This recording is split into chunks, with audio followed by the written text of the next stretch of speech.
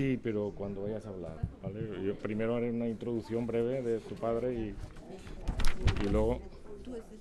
Sí, la introducción con 4 datos y tú ya luego los amplías. Bueno, buenas tardes.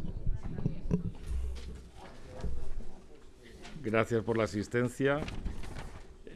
Bueno, como ya sabéis y tenéis en la mano, las reuniones de la edición del libro de Bernardo Simó, que ha sido posible gracias a la actitud persistente de su hija, que quería la publicación, y luego con Guillermo y tal, hasta que vimos que era un trabajo interesante y 35 años después, según dicen, de su escritura ha sido publicado.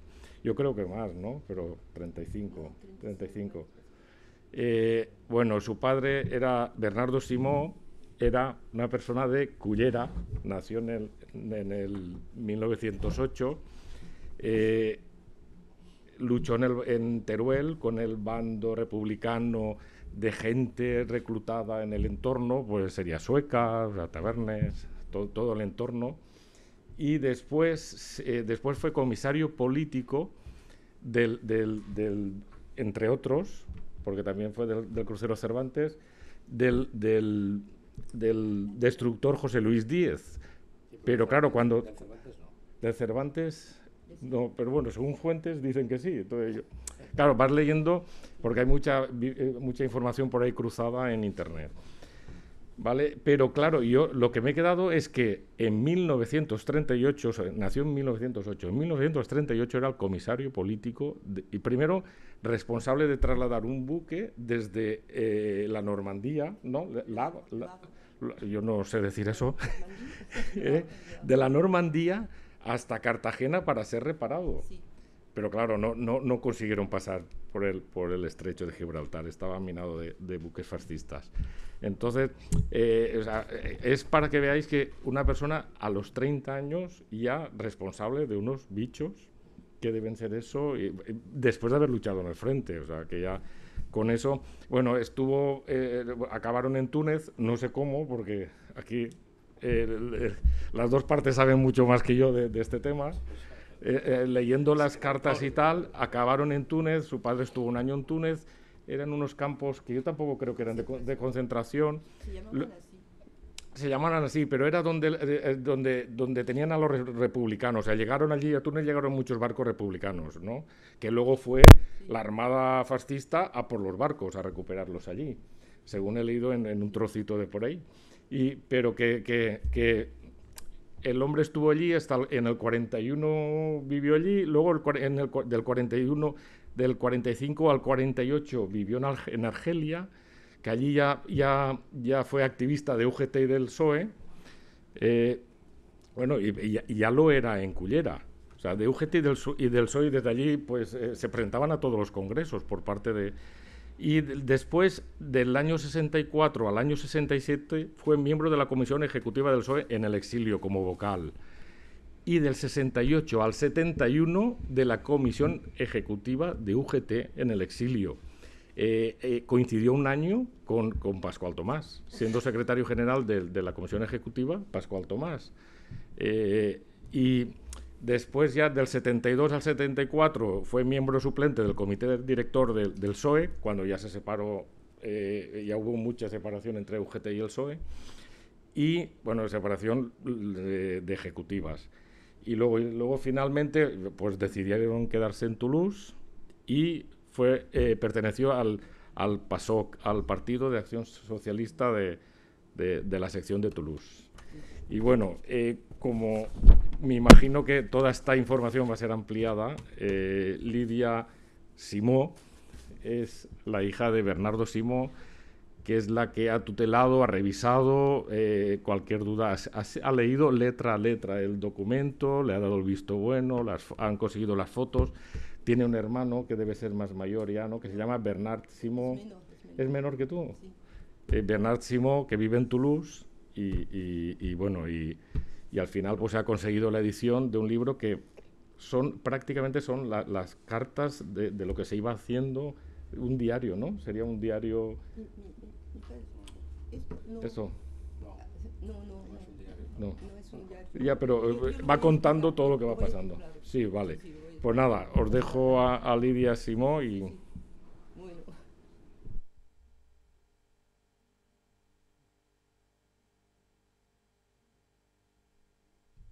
¿Sí? Vale, ahora, ¿Así? ya. Bueno, pues yo primero quiero decir que para mí es un honor estar aquí en la casa de Pascual Tomás, porque era un amigo de mi padre. Yo lo sé porque he visto las cartas que le escribía. Y bueno, yo he venido aquí y os voy a contar. No quiero leer mucho, he puesto muchos apuntes porque tengo mucho que decir y me da miedo olvidar algunas cosas, pero voy a tratar de mirarlos lo más posible. Y no voy a dar el recorrido político porque eso lo podéis encontrar en internet también.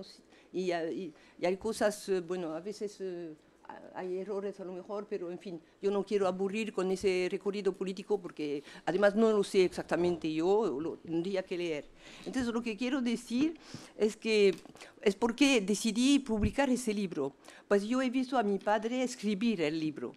Escribir en los años 1985 no había ordenador. Entonces, con su maquinita de marca Brother, escribía el pobre todas las mañanas, escribía páginas del libro. Entonces, es conmovedor ver esto. Y después mi padre, a poco tiempo, enfermó, tuvo un cáncer y no pudo publicarlo. En fin, durante un año o dos lo había ya escrito, pero no sabía también muy bien cómo hacer para publicarlo, porque estaba en Francia. Tuvo una oferta de editorial Le Livre de Poche, que no es nada, porque Le Livre de Poche es, el libro de bolsillo que se dice, y es muy leído, es muy conocido. Entonces, bueno, pero no le convenció completamente. Y después, bueno, después de ese fallecimiento, pues yo pensé que un libro no debía de quedarse en un cajón, porque un libro que es de un interés histórico, porque yo sabía el tema, no podía quedarse en un cajón y quería publicarlo, pero la vida te lleva cuando trabajas. Yo además, después, yo no vivo, mi padre estaba en Toulouse, toda la familia estaba en Toulouse, pero yo estaba en Niza. Entonces yo de Niza a Toulouse hay 700 kilómetros y para hacer las cosas no es fácil. Mi madre, después de la muerte de mi padre, porque mi padre tenía muchísima personalidad y llenaba mucho la casa, se quedó muy retraída, muy deprimida y entonces había que ir a verla, porque para venir a publicar un libro hay que tener tiempo. Yo era profesora, tenía tiempo, pero 15 días, en 15 días no haces mucho. Y cuando tienes una madre que te necesita, pues no puedes venir a España. Entonces los años pasan y he esperado la jubilación para dedicarme a esto. Y lo que me dio un empujón también siempre fue una preocupación durante estos años, una preocupación y un anhelo, pero un pesar porque no sabíamos cómo hacer. Y lo que me dio un poco un empujón es la pandemia, porque pensé, si me pasa algo a mí, éramos tres, había mi hermano mayor, Mario, que era de Cullera, que nació en Cullera, pero que falleció a eso de 2008. Entonces, si me pasa, mi hermano menor, Bernard, que me ha ayudado mucho en las fotos, porque él sabe hacerlo eso, ha hecho un cuadernillo y es él que ha arreglado las fotos y todo esto, pues mi hermano Bernard, la familia no tiene mucho interés, no saben, mi hermano Bernard ya no habla español, lo comprende, pero no habla. En casa no hablábamos español. Mi padre hablaba español, pero nosotros hablábamos en francés. Entonces lo comprendemos, pero si no lo estudiamos no lo hablamos bien. Bueno, entonces, para mi hermano menor, Bernard, pues para él era casi una misión imposible publicar ese libro. Ahora que, en fin, y digo, si me pasa algo a mí, nadie va a tener la posibilidad de publicarlo.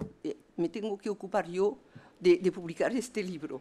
Pero entonces la pandemia me dio un empujón, pero como yo tengo un perro que quiero mucho, pues he venido 3 veces a Valencia sola con mi coche y mi perro para poder hacer todo lo que quería y no tener preocupaciones. Entonces, la primera vez que he venido a Valencia era en la primavera de 2022 y ya vine hace unos 20 años y estuve muy bien recibida por una señora de la cultura y sabía que yo, ya veréis mi infancia, pero yo siempre he oído hablar de OGT, PCOE, OGT, PCOE, digo, ¿dónde puedo ir? Que me ayudaran. Y he venido aquí otra vez y he tenido la suerte de dar con el señor Guillermo Martí Pérez, que me recibió y vio enseguida el interés del libro y entonces me apoyó y me dijo vi su entusiasmo, su gran entusiasmo, y me dijo, ya verás que tu hermano, la sorpresa que se va a llevar cuando va a tener el libro en las manos. Entonces, bueno, eso fue la primera primavera y con Guillermo tuvimos una correspondencia a la Navidad, a la misma fecha que ahora. Le mandé entonces el libro completo, una vez que yo lo había corregido. El original siempre lo he guardado conmigo, le mandé la copia y me dijo que lo iban a picar. Bueno, y después pues seguía su curso, yo estaba en Francia y he vuelto en la primavera de 2023 y ahí sabía que estaba en buen camino, pero quería un contacto con Guillermo. Ahí no os voy a extrañar mucho, y no quiero remover malos recuerdos, pero yo aprendí el fallecimiento de Guillermo y me dolió, pero muchísimo, muchísimo, porque yo no me esperaba a esto.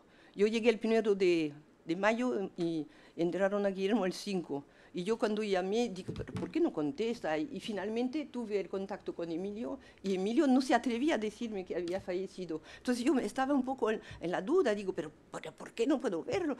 Y bueno, finalmente era eso, y mi dolor ha sido proporcional a la gran alegría que me dio el primer año, porque invitó a toda la comisión cultural, me presentó, y bueno, fue para mí una alegría, porque a nuestras edades, cuando tienes el bachillerato y haces estudios y todo, tienes alegrías, pero después ya tienes tu carnet de conducir, también es una alegría, pero en un momento dado ya no tienes tantas grandes alegrías, y esa fue una muy grande alegría. Entonces, bueno, yo me quedé con... en fin, después yo un poco desamparada, pero tenía el contacto con Emilio y tuve la suerte que, voy a decir el nombre normal, Constantino Calero, pues me apoyó también, y además tuvo la gran idea también de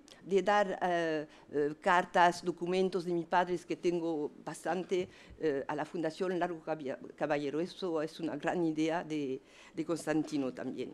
Bueno, entonces yo, al que más he molestado es a Emilio, que ha tenido mucha paciencia conmigo, porque hemos llegado a la realización de este libro. Me han mandado los borradores, hemos mirado las coberturas, hemos elegido con mi hermano, estábamos de acuerdo en muchas cosas y bueno, finalmente es un éxito. Bueno, pero yo lo que quiero también subrayar es la labor del equipo que hizo el trabajo, porque mi padre escribía bien, pero tenía una escritura un poco antigua, y lo han bastante modernizado y han corregido la sintaxis, han quitado una o dos frasecitas que no tenían tampoco mucho interés, porque yo vigilo todo, y entonces estamos muy contentos del resultado. Muy contentos. El cuadernillo, mi hermano había hecho Bernard un cuadernillo, y lo mostré a Tino y me dijo, y a Emilio me dijeron, nos gustaría tenerlo, pero hay que mandar las fotos, y de eso se ha encargado mi hermano. Vale. Bueno, entonces, del tema del libro no hablaré, pero porque sé que él se va a encargar el secretario de la UGT, pero apenas diré que solo mirando los títulos tienes ganas de leerlo porque, bueno, el fondo es dramáticamente histórico y no se puede bromear con gente que ha muerto aquí, pero es verdad que si miras aventura, espionaje, contraespionaje, sabotajes, perdón, con actos de rebelión, parece que puedes hacer una película. Mi hermano me dice, cálmate, cálmate, pero digo, son títulos, yo claro, le he leído tantas veces, desde luego es interesante. Bueno, yo quería hablar de mi padre antes de la guerra civil y para la Comunidad Valenciana hice un trabajito y ahí os voy a leer un poquito algunas cosas que les parecieron interesantes ya que dieron la subvención. Entonces, bueno, yo puse, para comenzar, mi padre nació en 1908, era natural de Cullera, vivió allí hasta el sublevamiento de Franco, después se trasladó con una familia a Valencia, porque era más fácil de Cartagena a Valencia. Su niñez la pasó entre naranjos y melonares, sus padres tenían tierras de naranjos y también vendían leche de las cabras. Y de pequeño tenía gran interés en aprender. Desgraciadamente, tuvo un maestro de escuela que le tomó una manía y tuvo que dejar de ir. A este funcionario que venía de otra provincia le molestaba el olor a naranja y los niños no podían merendar, pues no tenían otra cosa. Mi padre le tenía odio. Nadie le iba a impedir comer la mejor fruta de Valencia y comió una naranja todos los días de su vida hasta el último día, y lo he presenciado. Esta falta de escuela no le quitó el deseo de aprender, leía mucho y una vez hombre era un autodidacta muy culto. Bueno, aquí hay detalles de su recorrido, lo voy a dejar. Se le consideraba como político honesto, con un profundo sentido de la ética que no perdió nunca. Algo debieron ver en él los políticos valencianos de la República, porque llegó a ser muy amigo de personalidades como el alcalde de Valencia, Domingo Torres, que fue alcalde de 1937 a 1939, y del periodista y escritor y diputado Isidro Escandell. Ese señor fue un mentor para mi padre. Juntos iban a ver zarzuelas, sus grandes amigos eran valencianos. Durante la guerra conoció al diputado de Castellón, el señor Sapiña, el comisario político de la flota republicana de Cartagena, Antonio Bolufer, también, que conoció en los campos de concentración de Túnez, que conoció él en los campos de concentración de Túnez como mi padre. Y Pascual Tomás, secretario de la UGT en el exilio, y Rodolfo Llopis, el alicantino, ministro de la Enseñanza, fundador de la Escuela Pública y Laica en España. Con esas últimas personas mantuvo una correspondencia seguida toda su vida. Esto es mi padre antes de la guerra. Mi padre en la postguerra, entonces, un breve recorrido de lo que hizo después de la guerra. Bueno, no se sabe muy bien, pensamos que estaban en el crucero Cervantes y aquí hay una incógnita, no sabemos, llegó a Túnez, pero no sabemos porque era la costumbre de hundir los barcos, pero no sabemos porque parece que el crucero Cervantes lo recuperaron los franquistas, así que no sé si alguien sabe. Mi hermano ha hecho bastante búsqueda y no ha encontrado. Entonces estuve en Túnez, en los campos de concentración. Cuando les dieron la libertad, fue un nuevo encuentro con compañeros diseminados en África del Norte y reorganización del partido y de la UGT, con los compañeros Torregrosa, que vivía en Toulouse, él lo he conocido, Barona, Bolufer, Rico, y la lista es muy grande. En 1945 marcha a Orán para un congreso regional del partido. En Orán se quedará. Se dice que hizo una empresa de alpargatas, lo vamos a decir, de la suela de la alpargata, creo. Y bueno, se quedó algunos años en Orán. Ahí conoció a mi madre, se casó con ella. y en 48 ha venido a Toulouse. Yo he nacido después, porque ya en Argelia había un poco olor a chamuscado, ya la guerra de Argelia se perfilaba. Entonces se vinieron todos a Toulouse, pero también porque en Toulouse había ya secciones, agrupaciones, ¿se dice así? Agrupaciones. Bueno, yo, el exilio, visto por una hija, voy a hablar de la vida del refugiado político. Es un homenaje un poco a todos los refugiados, pero hablando especialmente de mi padre, pero me gustaría que supierais que los refugiados políticos en la clandestinidad seguían su lucha. Todos pensaban que el franquismo no podía durar, que pronto iban a volver. Y yo en Toulouse, donde nací, tuve una infancia rodeada de los compañeros. Mi padre me llevaba por todo y oía las conversaciones. Como se dice en francés, yo caí en la sopa enseguida, desde niña. Entonces, yo no llegaba a la altura de las mesas donde tomaban las copas, pero escuchaba hablar de política siempre. Venía la danza de los nombres y de los apellidos de UGT, PSOE, Pablo Iglesias, Pascual Tomás, Prieto, Negrín, Rodolfo Llopis y Largo Caballero. Y Largo Caballero, y Largo Caballero, porque de Largo Caballero en casa estábamos hasta la coronilla, porque siempre hablábamos, mi padre hablaba de Largo Caballero, su referencia máxima. Entonces, yo solo conocía a Rodolfo Llopis. Yo estaba en la escuela pequeñita y la maestra dijo un día, mañana vamos a recibir el ministro de la Enseñanza español, Rodolfo Llopis. Yo dije, lo conozco, lo conozco. La maestra dijo, sí, figúrate. y yo lo conocía porque venía a casa. Yo me armaba un lío, confundía todos los nombres, no sabía quién era quién, pero lo que no confundía era la seriedad del tema y el sufrimiento de estos hombres exilados. Una solidaridad increíble entre ellos, mucha ayuda. Mi madre, como era francesa, ayudaba para los papeles, los trámites, y me dijo, nunca conocí, yo con su, en fin, ella me dijo, nunca conocí mejores personas en cuanto a humanidad. Parecía que la crema de España se había ido allá, porque era una comunidad con gran valor humano, desde luego. Y entonces, desde un punto de vista muy personal, ¿qué supone el exilio?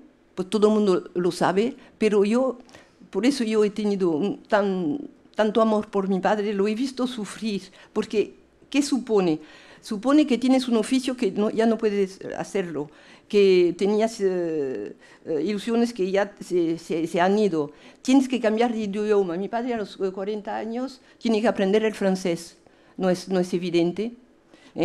Y también tienes que entonces cambiar de oficio. Primero mi padre descargó naranjas, menos mal que eran naranjas, y después aprendió un oficio bastante difícil, era restaurador del mueble de estilo.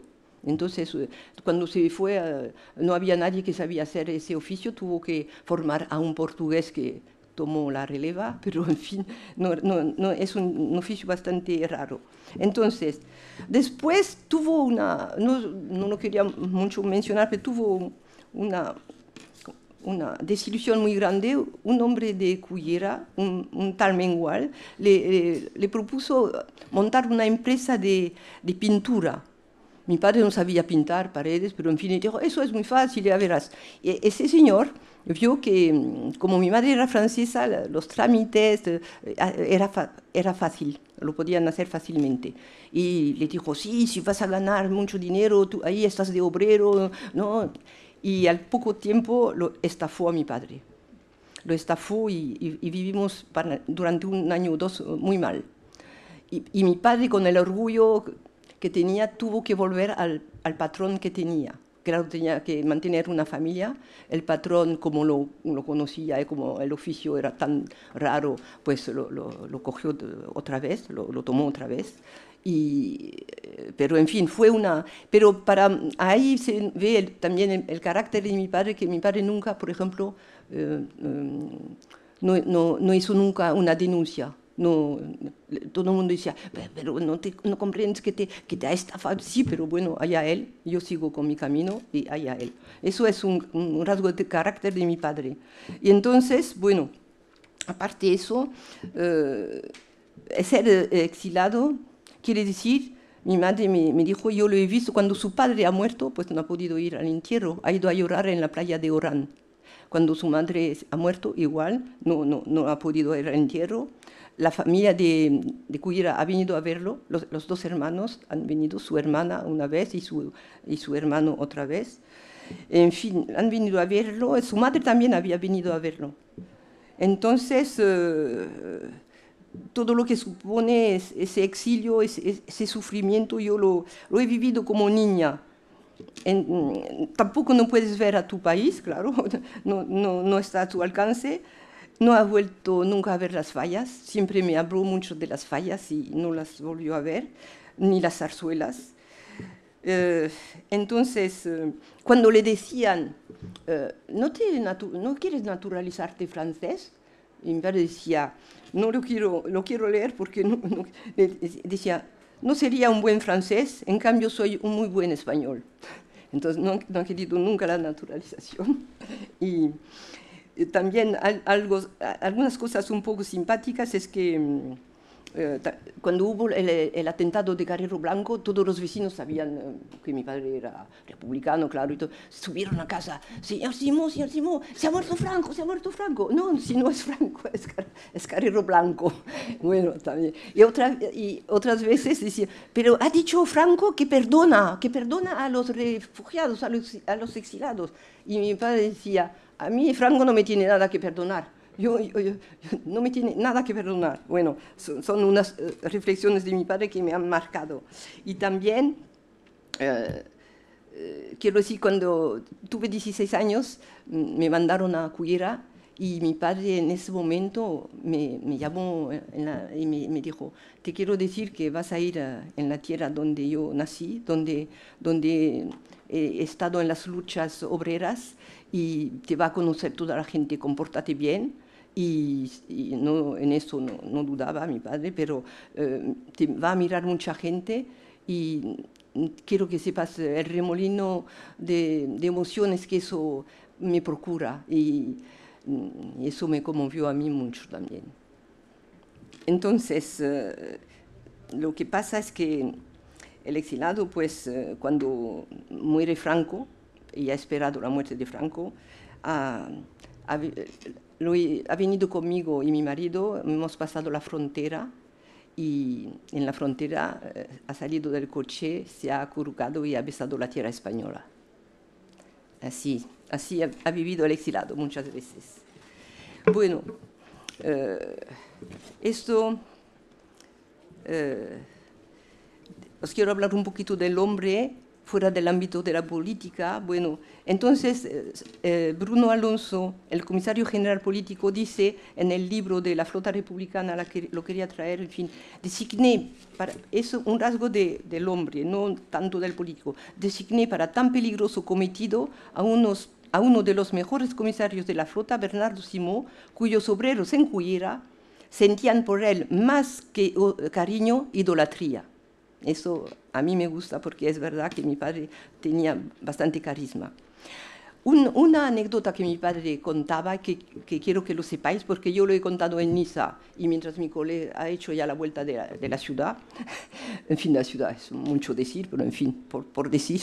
Entonces, una vez que volvía de Cartagena, de una misión, vio un camión, como un camión de gente de Cullera, y lo pararon y le dijeron, Bernardo Simón, mira, nosotros hacemos la guerra como tú. Y mi padre, ¿cómo hacéis la guerra? Pues ves toda la gente que hay dentro del camión, son burgueses, los mandamos a fusilar. Mi padre, ¿así hacéis la guerra? Ah, no, a liberar a toda esa gente. Entonces lo escucharon porque lo conocían bien y dejaron salir. Los burgueses eran pobre gente que tenía comercios, que tenían tiendas, y entonces se fueron todos corriendo por los campos. Más tarde mi hermano Mario me dice, ¿sabes? Cuando yo iba a comprar un trocito de carne, me daban un poco más porque papá les había salvado la vida. Eso es una anécdota interesante. Bueno, es una cosa que yo quise que llaman desde los animales, que mi padre creo que era el único que en la guerra tenía una perra enorme que se llamaba Cachonda, que la pobre la dejaban salir cuando desembarcaban, o cuando se paraban, y tuvo un final un poco triste, porque hubo una alerta, la dejaron una vez, hubo una alerta y tuvieron que marchar, y la perra no la iban a decir, ay, que la perra hay que... Entonces mi padre me dijo, todo al final de la guerra pensé en la perra. Bueno, para mostrar un poco el carácter de mi padre y cómo era en el privado. Entonces, para mí, a lo mejor no hemos tenido un padre como los padres modernos que hacen cosas con los hijos y todo, pero porque tenía el trabajo, era muy activo, tenía la política, tenía reuniones, hacía discursos, hacía ponencias, escribía artículos en El Socialista. Y entonces mi madre ahí tenía un papel muy discreto, porque mi madre a su muerte me dijo que yo no lo había realizado. Tuvo la suerte de tener una mujer como yo, porque todos los sábados se iba a reuniones y filosóficas, políticas. Hay para una mujer que es joven, una recién casada, pues no es tan fácil tampoco que ver al marido que se marcha todos los sábados a reuniones, pero por eso ha tenido mucha libertad mi padre. Entonces, hablando de su cultura, pues puedo decir, bueno, a nosotros nos impresionaba porque siempre estaba leyendo, siempre, si se tuviera que hacer una estatua, pues sería con un libro en la mano, porque desde luego cuando íbamos al Mediterráneo estaba allí negro como un cuervo porque se pasaba el día en el mar y con un libro, siempre con un libro. Bueno, hizo una ponencia sobre la obra de Blasco Ibáñez en una peña, no sé, filosófica. Bueno, siempre, como os digo, estaba leyendo y escribiendo. También escribía poesía. Escribió una poesía para cada uno de sus hijos. Tenía dos pasiones, una que yo ahora combato. Me he quedado fiel a la política, pero le gustaban los toros. Y una vez hubo dos acontecimientos, los toros y un congreso, no sé qué, algo, y con mi hermano apostamos nosotros, a ver, ¿a qué va? ¿Va a ir a la política o va a ir a los toros? Al final fue a la política. Bueno, era un hombre muy completo, muy curioso de todo, muy moderno. Seguro que ahora le gustaría Internet, le gustarían todas estas cosas.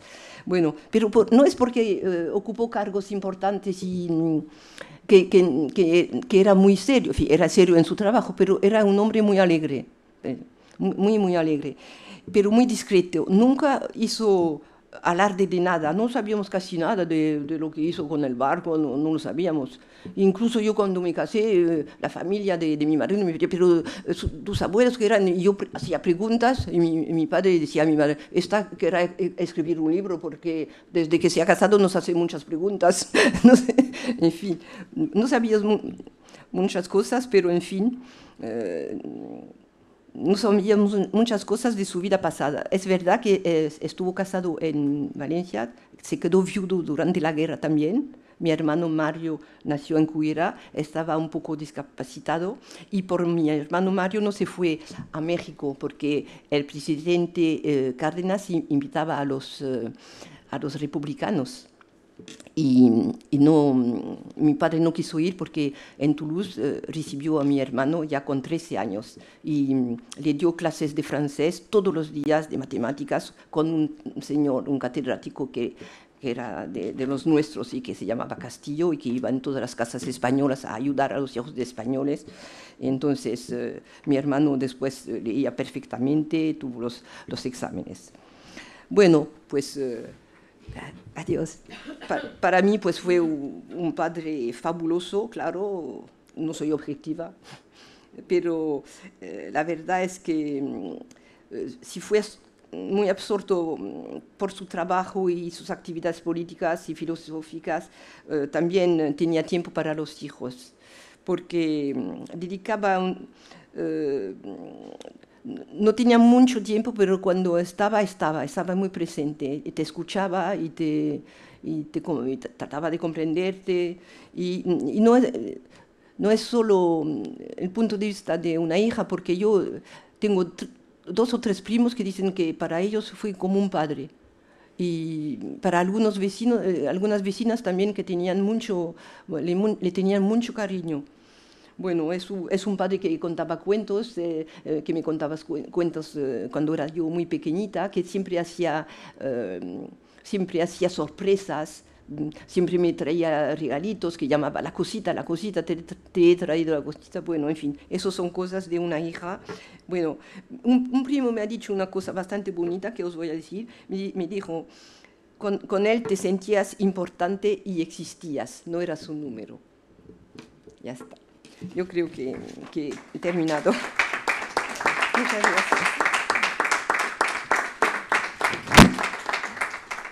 Espero no haber olvidado nada. Bueno, muchas gracias, Lidia. Yo creo que nadie puede ser más objetivo a la hora de juzgar a un padre de bueno o malo que su propio hijo o su propia hija, ¿no? Sí. De manera que yo creo que tu valoración sobre tu padre es la más objetiva posible. Bueno, yo creo que sería bueno que aprovecharas el mucho tiempo que todavía te queda y que escribieras un libro. Que deberías escribir tú a su vez un libro, o a tu vez un libro, porque, en fin, son muchas las cosas que puedes contar desde un punto de vista que también es muy interesante para la memoria histórica, que es la vida de los hijos de aquellos que tuvieron que exiliarse porque perdieron la guerra y que lucharon al bando republicano y que defendieron las ideas, la democracia, la libertad y la justicia en nuestro país, ¿no? Así que yo creo que es una parte muy importante de la memoria histórica que no sé hasta qué punto se ha cubierto o no. Bueno, el libro tiene el enorme valor, desde luego, de que es contado por quien vivió aquel episodio, ¿no? Está claro que él vivió muchos episodios, él vivió prácticamente toda la guerra, porque efectivamente él milita en la UGT, milita en el Partido Socialista, desde la agrupación socialista de Cullera, le sorprende la guerra, viene a Valencia y tiene una implicación clarísima en la propia guerra, luchando en el frente de Teruel y luego como comisario político en distintos buques, en distintos destructores. La figura del comisario político es la de aquel que mantiene alta la moral de la tropa, es decir, por eso es necesario que sea un hombre con carisma, con valores, con capacidad y elocuencia para expresar las razones que justifican, combatir y arriesgar la vida por un ideal. Bueno, es en definitiva una epopeya, un viaje de un barco que no pretende llegar a Cartagena para ser reparado. No, el barco está siendo reparado en el Havre, en Normandía francesa, y a él lo mandan desde Barcelona a los astilleros, donde está el barco siendo reparado, para hacerse cargo como comisario político de la misión dificilísima, arriesgadísima, de navegar hasta Cartagena, evidentemente pasando por el estrecho de Gibraltar, que como todos sabéis pues estaba ocupado por la marina franquista, auxiliada por los italianos y los alemanes, que también señalan en el libro hasta qué punto son decisivos y hasta qué punto le llevan a defender la idea de que quienes estaban luchando de verdad por España eran los españoles, no los italianos o los alemanes, que tenían objetivos distintos y que evidentemente, como todo el mundo sabe, pues eran italianos y alemanes y no eran españoles. Bueno, pues básicamente ese es el relato de un hombre que efectivamente, ¿no? Pues imagino que durante mucho tiempo, rumiando en su vida de exilio aquella epopeya, cree que es algo que merece la pena ser contado, compartido con quienes, pues hoy, por ejemplo, estamos aquí unos cuantos años después. Bueno, es verdad, como dice Lidia, que el libro podía tener muchísimas más páginas. Yo no conocía a su padre, evidentemente, y no sé qué es lo que le llevó a ser tan sintético, tan escueto en el relato, ¿no? Porque está claro que más allá del hecho en sí de esa epopeya, es decir, ese viaje del barco hasta intentar llegar a Cartagena, hay un montón de sucesos entre la marinería, entre saboteadores, entre espías. El propio comandante del barco era considerado un espía de los franquistas que trabajaba para el bando franquista, jugaba el papel de espía doble, pero era fiel a la República. En definitiva, hay un montón de episodios, de circunstancias, de vivencias, en un periodo que va solo desde mayo del 1938 a los primeros días de enero del 1969, pero son unos meses, ¿no? Pero que estoy seguro que hubiera podido ocupar un montón de páginas y páginas y páginas que harían el libro mucho más extenso. Bueno, yo creo que es desde luego un libro que nos habla también de hasta qué punto hay la propaganda era importante, cómo cuando ellos están en Gibraltar son acusados de comunistas, los que tienen la oportunidad de conocerlos se sorprenden de que no lo sean, lo que pone en evidencia que efectivamente había todo un aparato de propaganda franquista trasladando la idea de que aquellos que luchaban en el bando republicano eran comunistas, intentando trasladar la idea, pues, en fin, a los agentes, a los periodistas o a los observadores o al propio pueblo, ¿no?, que compartía o tuvo la ocasión de compartir las vivencias de estos marineros, de estos marineros republicanos, bueno, y no solo los marineros, también lo que sería la tripulación, y cómo son, también cuenta el libro, apreciados desde el punto de vista humano, no solo por el heroico episodio que significa intentar pasar el estrecho de Gibraltar,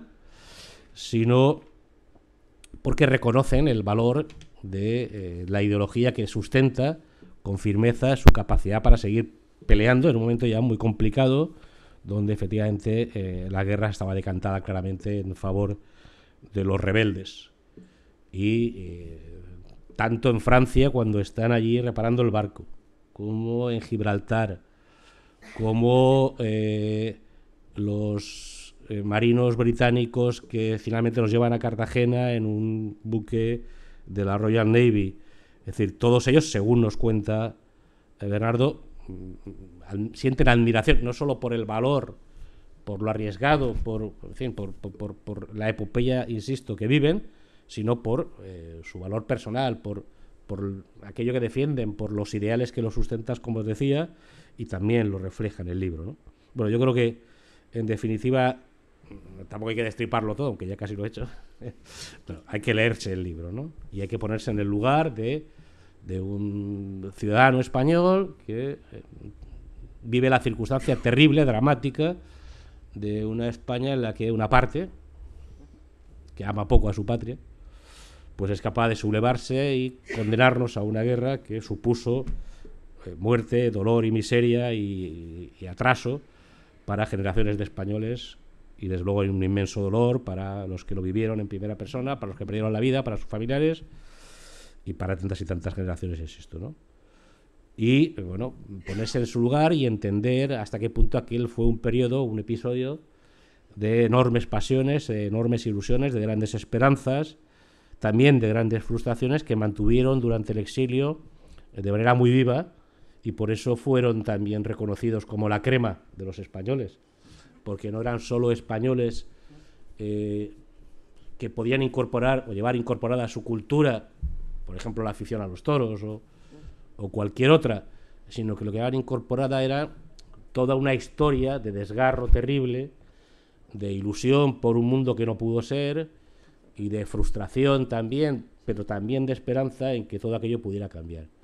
Y lo que finalmente acabó durando, desgraciadamente, 40 años, pues hubiera terminado mucho antes, porque efectivamente también hay reproches que hacen algunos de los que se cruzan en esa epopeya con Bernardo, en Francia o en Gibraltar, que se sorprenden, ¿no?, ante, bueno, en Gibraltar menos, ante la pasividad, básicamente atribuye la pasividad del Reino Unido en el conflicto bélico español, ¿no? O sea, esa neutralidad que evidentemente no tuvo ni Italia ni tuvo Alemania, y que determinó pues que claramente la guerra se decantara en favor de los sublevados. Bueno, yo creo que es un documento histórico de un personaje relevante, desconocido para la inmensa mayoría, pero que está en los archivos de la Fundación Pablo Iglesias y de la Fundación Largo Caballero, del que he visto que se ha hecho algún estudio también en alguna universidad cercana, y que yo creo que estaría bueno quizá compartirlo con la propia universidad. Yo no sé si a Carmen Agulló se lo hemos trasladado o no,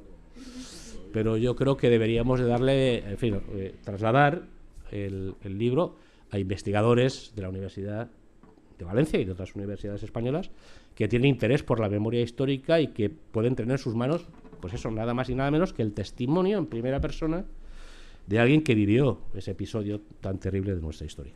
Bueno, Yo, en fin, estoy muy contento y muy feliz de que Lidia esté contenta y feliz. Sí, muy alegre. Si estuviera Guillermo aquí, estaría contento y feliz. Ah, sí, desde luego estaría encantado. Pero, en fin, la vida tiene estas cosas. La más evidente de todas es que un día se acaba, ¿no? Bueno, lo importante es hacer cosas que merezcan la pena mientras dura. Y la presentación de este libro y tu esfuerzo por que se publique es una de esas cosas que merecen la pena. Así que gracias. Muchas gracias.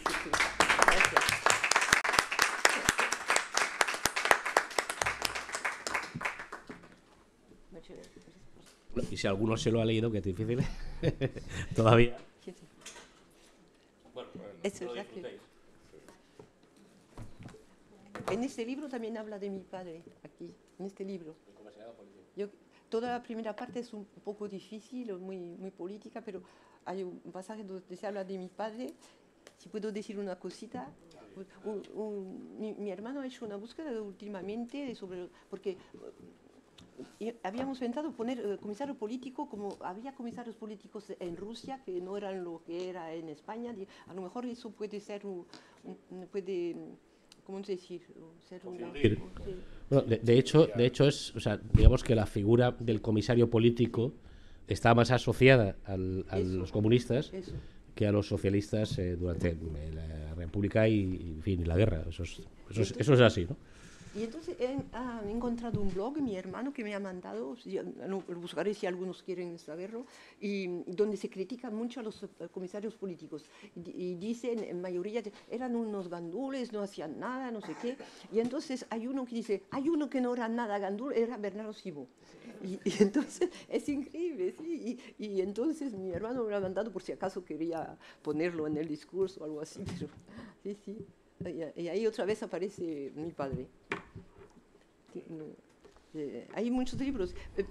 ¿Puedo añadir una cosita? De todas maneras, perdona, Lidia, es que yo no lo sé. Yo no sé exactamente cuál es la figura del comisario político en otros. Imagino que una parte que se le atribuye a los comisarios políticos era también un poco la figura del espía y tal, ¿no? Bueno, digamos que era. Y lo hemos visto incluso en películas y en novelas relacionadas con la Unión Soviética. El comisario político era que acompañaba delegaciones para vigilarlos, incluso para emitir informes respecto de su comportamiento. Pero aquí no, aquí la figura del comisario político es la de que acompaña al barco para mantener viva y alta la moral de la tropa. Y él está en el combate y él es herido en ese episodio, en esa epopeya. Él es herido en un hombro, en un brazo. Que no tiene nada que ver con esa figura de comisario político a la que te referías. Sí, exactamente. ¿Vas a decir algo? No, lo dice mi padre en su libro. Es que se ha escrito mucho sobre el episodio. Hay muchos artículos ingleses, porque como era en Gibraltar, pero había muchas cosas falsas. Y mi padre por eso ha querido escribir el libro poniendo las cosas en su lugar. Porque claro, las cosas se deforman. Bueno, han tenido mucha paciencia, ¿eh? Nada, ahora es cuando el libro será distribuido pues, a la ahora tiene que tener éxito, ahora se tiene que vender. Voy a ver cómo hago publicidad. Ahora tenemos que distribuir. Ahora tenemos dos objetivos a corto, ¿Sí? que son por un lado ver a través de Raúl, que es el secretario general de UGT de Porculler. El compañero Raúl, que es el secretario general de UGT de la comarca donde se encuentra ubicada Cullera, pues ver si somos capaces, que yo creo que no debería haber y vecino de Cullera, por eso, y vecino de Cullera, pues ver, como te ha comentado él, ver si somos capaces, que yo creo que no habrá excesivo problema en poder hacer una presentación del libro en Cullera, contando también con la colaboración y la participación del alcalde. Yo creo que también sería importante, bueno, para poner en valor la figura de tu padre y dar a conocer, pues bueno, no solamente concretamente la gesta del destructor, sino toda la epopeya, toda su epopeya histórica, y después la parte de, ya sabes que estuvimos en contacto con la Largo Caballero, mostraron mucho interés en recopilar toda la documentación que tuviera tu padre, todas las cartas, todos los escritos, entonces hacer toda la recopilación de la documentación que esté en vuestro poder, aparte de los libros que ya los tenemos, ¿no? O más libros que se pueden incorporar, y a partir de ahí hacérselo llegar a la Largo Caballero para que ellos hagan todo un proceso de recopilación y de puesta a disposición de los historiadores que habitualmente acuden a la Fundación Largo Caballero, pues para realizar estudios relacionados con la memoria histórica. ¿Vale?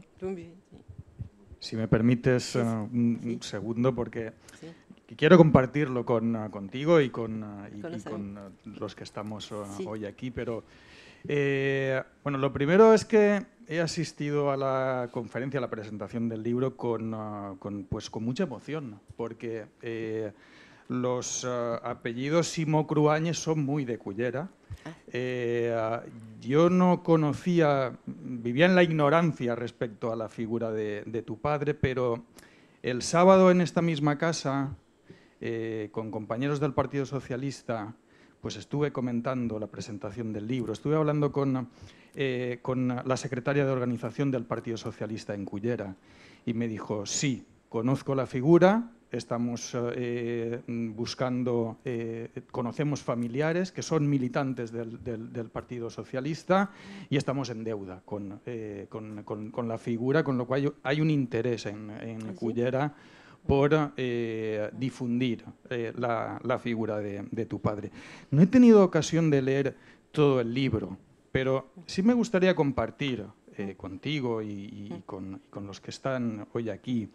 Más allá de toda la gesta, hay algunas frases que yo creo que dicen mucho y son muy significativas sobre la figura de tu padre. Y es desde las primeras frases un amor por la paz y por la democracia. Sí. La estupefacción, viniendo de la guerra, pasando a Francia, la estupefacción por lo importante que es la paz, viniendo de la situación de guerra, los pequeños detalles de la Francia en paz, de las calles en paz, de lo importante que es eso y es lo que le da sentido al inicio de la epopeya. Debemos seguir peleando por la democracia y porque vuelva a nuestro país la paz, ese orden en las calles, esa cosa que cuando, hasta que no la has perdido, puede que no la valores en su justa medida. Y verdaderamente esto es muy emocionante de leer y de que se transmita en ese libro. Y entonces pensé que simplemente, aun sin leer, sin llegar hasta el final, no he llegado todavía al final del libro que tengo desde el sábado, que Tino me pasó los ejemplares y he empezado a leerlo y solo por unas pequeñas frases que leí en el principio digo, estos valores vale la pena, este hombre que está detrás de esta historia y más allá del currículum político, que también es impresionante y vale la pena que lo conozcamos, pues verdaderamente estas frases de ese amor por la paz y por la democracia yo pienso que justifican el que se haya escrito, que tu padre escribiera ese libro y que tú hayas hecho el esfuerzo de traérnoslo, de compartirlo y creo que ahora es responsabilidad y obligación nuestra el que sea conocido por todos nosotros. Gracias. Muy bien, muy interesante lo que dices, sí.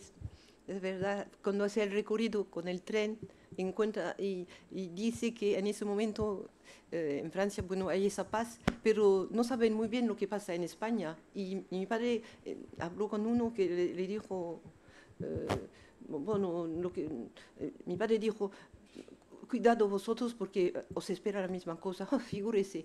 Y pocos años después, pues tuvieron los alemanes. Y entonces, mi padre muchas veces se acordaría de mí este hombre.